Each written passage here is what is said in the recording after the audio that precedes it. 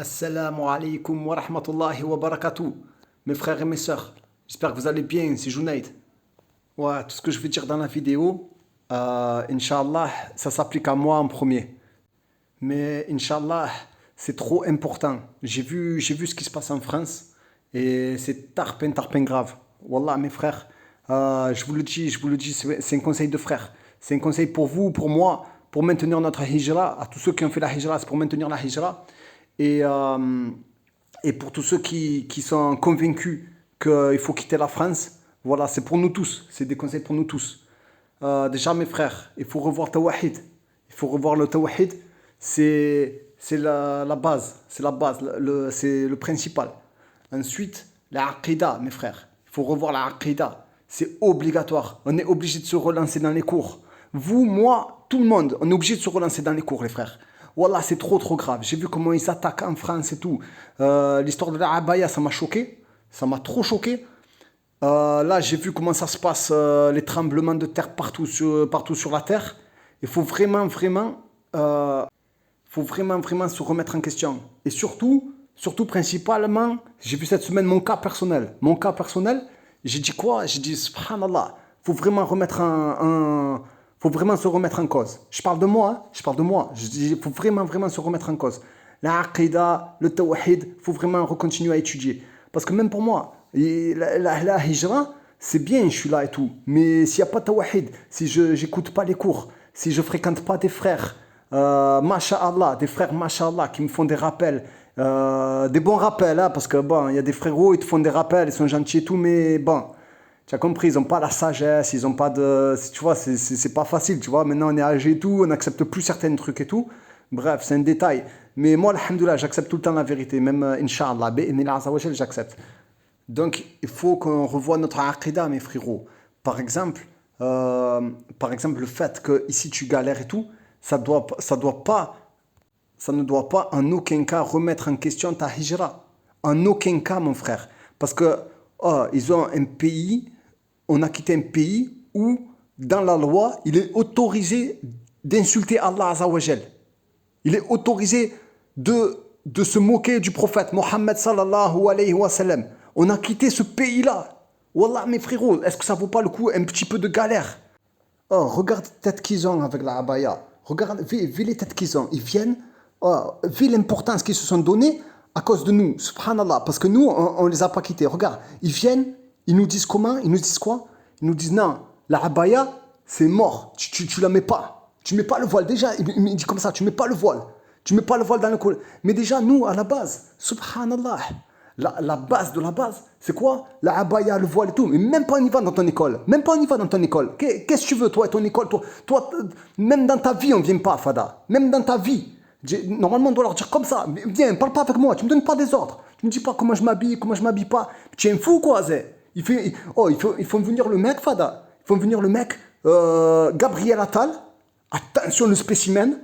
Je parle pas parce que sinon ma chaîne va sauter. Et c'est lui, il vient, ils ont fait exprès de faire venir ce Gugus pour nous dire non, les petites, elles mettent pas la abaya. Subhanallah, mes frères, c'est pas normal qu'ils nous parlent comme ça, subhanallah. Oh, mais mes frérots, normalement, tu parles comme ça à ta grand-mère. Nous, tu parles pas comme ça. Tu parles pas comme ça aux musulmans et aux musulmanes. Nous, on part. Nous, on part, les frérots. Nous, c'est l'Algérie. C'est les Algériens qui nous donnent les ordres. Et pourtant, ils me font pas de cadeaux. Mais moi, je préfère que ce soit, même à la douane et tout, des fois, ils te font la misère ou des trucs comme ça, où tu galères pour choper des papiers, tout ça, mais c'est eux qui te donnent des ordres. C'est eux, voilà. Par exemple, je dois déménager. Quand je déménage, il faut que j'aille pointer dans tous les commissariats. Tous les ans, il faut que j'aille faire mes enquêtes au commissariat. Mais, alhamdoulilah, c'est eux. Voilà, c'est eux qui me donnent des ordres. Ouais, dans nos vies, on doit finir nos vies en disant, nous, on vous écoute pas. On vous écoute pas. Vous êtes rien pour nous. Vous ne valez rien. Vous ne valez rien, les gars. Toi et tes 300 € de RSA, garde-les. Nous, on s'en fiche, tu vois. On va faire notre vie ailleurs. Et Allah Azzawajal, tu vas voir s'il va pas te filer les 300 € de RSA que tu touches là-bas. Tu vas voir si tu vas pas les avoir ici. Moi, si je vous parle comme ça, c'est que moi, j'ai connu l'humiliation. J'ai connu là-bas, j'ai connu l'humiliation, j'ai connu là-bas, je pensais parce qu'il faut travailler là-bas, je pensais que j'allais pouvoir avoir un travail, avoir une vie paisible, apaisée, tranquillou, faire mes petites prières et tout, je croyais que ça pouvait marcher. Même la femme de Pôle emploi, elle faisait la folle. J'avais dit, ouais, madame, le vendredi, moi, de 13h à 14h, faut pas que je travaille et tout. Commence à me faire, mais attendez, faut revoir la copie là, hein, faut revoir la copie. Tu sais, commence à me parler mal et tout. Donc je sais très bien comment ils font.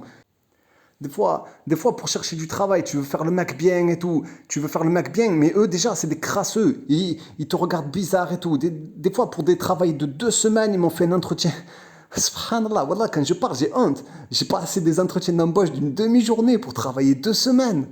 Des trucs de fou. Je faisais le mec bien tout le temps. Je me disais, ouais, je dis pas pour la prière, je me cache à telle heure, je me cache, je vais faire la prière comme ça et tout. Je fais le mec bien et tout. 2 semaines après, c'est toujours des gros porcs, c'est toujours des gros chiens, ils te parlent mal et tout. Je le sais.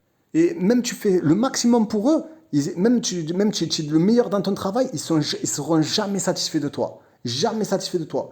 Dans les usines et tout, je connais, ils se détestent tellement les uns les autres que dès qu'il y a un musulman qui rentre, euh, toute leur tension, ils les rejettent sur toi.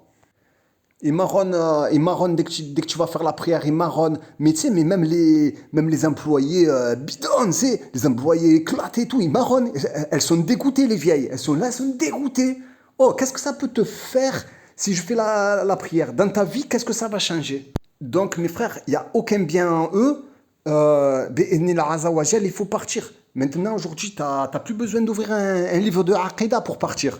Bien sûr, il faut les ouvrir et tout. Bien sûr, il faut qu'on se remette à étudier et tout.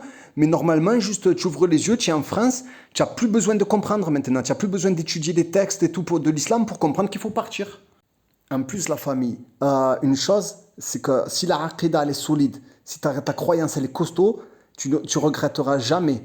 Par exemple, si par exemple tu vois tes enfants qui galèrent un petit peu, qu'ils n'ont pas comme les autres et tout, toi dans ta tête tu te dis, bon, quand même c'est bien, tu vois, ils vont pas être dressés à la LGBT, même si tu vois des problèmes d'intégration et tout, parce que bon, ça on en reparlera, mais il y a toujours le syndrome de l'étranger. L'étranger, il est malvenu. Il est malvenu, surtout pour les enfants. Pour les grands, ça va et tout, parce que bon, c'est bon. Mais pour les enfants, il y a toujours le syndrome du groupe qui accepte pas l'intrus, surtout quand il vient de France. Mais bon, tu vas te dire quoi? Tu vas dire, alhamdoulilah, au moins tant mieux. Mon petit, ça va pas être un petit rappeur, drogué, vendeur de drogue ou je sais pas quoi, tu vois. Ouais, parce que nous, en fait, on nous a fait croire que. On nous a mis des fausses croyances. On nous a fait croire que les études et tout, c'était bien, tu vois, que ça. Bon, je suis pas contre l'école hein, en général, mais je parle pas de ça. Je veux dire, si tu fais des grandes études et tout, c'est obligé quelque part, tu vas lâcher ton din. Il y a pas les Jumura et tout, il n'y a pas les trucs comme ça et tout. Toi, tu vas faire les grandes études et tout. Et après, tous ceux qui font les études 5 ans, 6 ans, je sais pas combien, tu peux plus parler avec eux, hein, les frères. Et ils sont déconnectés. Leur fréquentation, pendant 5 ans, ils ont fréquenté des koufars et tout. Et subhanallah, c'est rare, hein, sauf celui à qui Allah Azza wa Jalla, il a fait miséricorde. Sinon, les autres, ils sont perdus. Tu les as perdus. Certes, ils vont avoir des bons diplômes et peut-être un bon métier entre guillemets, dans lequel où ils pourront peut-être même pas faire la prière. Attention, le métier, hein. Métier où tu pries pas, hein. C'est pas un métier pour moi. Et ils vont se faire emboucaner par les fréquentations, par leurs profs. Voilà, moi aussi j'avais, je sais pas si vous vous rappelez, on avait des profs et tous les profs ils ont une da'wah, tous les profs ils ont quelque chose. Moi j'avais, quand j'étais petit, j'avais un prof et tout, oh, il parlait que de chasse et de champignons. On était à fond. Dès qu'il parlait de chasse et des champignons, il aimait trop. Toute l'année, il nous parlait de chasse et des champignons. Parce qu'en cours, des fois, tu peux pas faire que travailler. Donc, du coup, des fois, le prof, il raconte sa vie. Toi, t'aimes bien parce que comme ça, pendant ce temps-là, tu travailles pas. Et donc, du coup, il faisait c'était son truc à lui. Il parlait que de chasse et de champignons. Et toute la classe, nous étions convaincus. Nous, on était tous convaincus. On disait, wow, la chasse et tout, c'était le top et tout. Mais déterminé, tu sais, tu es prêt à être posté pendant des heures et des heures sous la neige, même tu sais, ils nous en parlaient, on était fascinés. C'était fascinant. Et aujourd'hui, la da'wah de ces professeurs, c'est plus sur les champignons, les frérots. La da'wah, c'est sur la LGBT, c'est sur la mécréance, c'est sur la laïcité. C'est que ça, la da'wah. Imagine 5 ans, tu fais comme ça, 5 ans. C'est impossible que ton cœur, il absorbe pas un petit peu de cette da'wah. C'est obligé, ton cœur, il va absorber un petit peu. Ouais, donc leur da'wah à eux, c'est de sauver le monde, sauver les musulmans et les musulmanes grâce à la laïcité, grâce au koufr, grâce à LGBT, par exemple, des profs qui peuvent devenir des filles, ou ouais, des filles enfin, des garçons profs qui veulent devenir, bon, c'est un carnage leur truc et tout, Allah musta'an. Et même, je vous dis un truc, un frère, il m'a dit quoi? Il m'a dit en France, une fois, un prof, il a demandé la main de la fille d'un frère.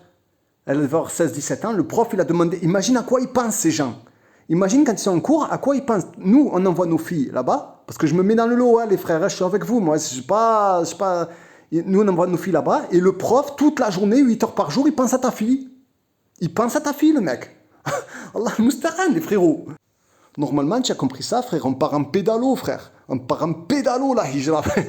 Ah ouais, donc voilà, excusez-moi, j'ai jugé, je me suis permis de juger de refaire un rappel comme ça, parce que j'ai pris l'exemple, mon propre exemple, et j'ai vu que j'étais trop fragile. Je suis trop fragile. S'il n'y a pas le tawahid, si on remet pas, si on fait pas des cours avec la bonne aqida, qu'on aime notre religion, qu'on aime notre Seigneur à fond et tout, que si on réécoute pas les cours et tout, de tous nos frères, même les frères francophones et tout, ils font des cours masha'Allah. La vérité, je sais qu'il y a des embrouilles et tout, mais ils sont trop bons, ils expliquent trop bien. Pour nous les débutants et tout, c'est le top. Donc, il faut qu'on se remette en question, les frères. Il faut qu'on refasse des efforts sur nous-mêmes. Il faut qu'à fond, les frérots. C'est vrai que mon discours, il est un peu alarmant, mais je pense que je suis encore en dessous de la situation, de ce qu'il faut vraiment dire. Parce que moi, je le vois bien. Moi, des fois, tu fais la hijra, après tu te laisses aller comme ça et tout, comme ça. Mais subhanallah, moi, quand j'étais sur Angers, c'est les frères et tout. Les frères d'Angers m'avaient motivé. Allah balak, ils faisaient les cours et tout. Et franchement, si vous motivez et tout, on écoute tous les douros et tout ensemble et tout, ça va trop nous motiver, les frères. Je me rappelle les cours sur les conditions de la ilaha illallah. Il y avait des frères et tout, un coup en arabe, un coup en français. Mais bon, nous, c'est urgent, il faut qu'on prenne le français. Hein. Tant qu'on n'est pas encore solide dans la aqida, les frères, il faut prendre le français. Faire l'arabe en parallèle, mais il faut vraiment se rebousser dans la aqida, les frérots. Moi, je m'aperçois, avec le recul, ça m'a fait trop du bien. Ça m'a fait trop du bien. Et je vois, quand tu n'es pas dans les cours, quand tu n'es pas dans les doros et tout, subhanallah, c'est dur, tu coules. Voilà, mes frérots, ben, qu'Allah vous préserve. Qu'Allah, le Tout-Puissant, vous protège là-bas. Qu'Allah, il nous raffermit sur notre religion. Alhamdoulilah, vous me faites trop du bien, les frérots. Hein, tous ceux qui m'écrivent et tout. Qu'Allah vous aime, qu'Allah vous honore. Je pense à Kawthar, Ferdaos, Maxime, Christophe, tous les frérots, tous les sœurs, Mohamed. Qu'Allah vous préserve.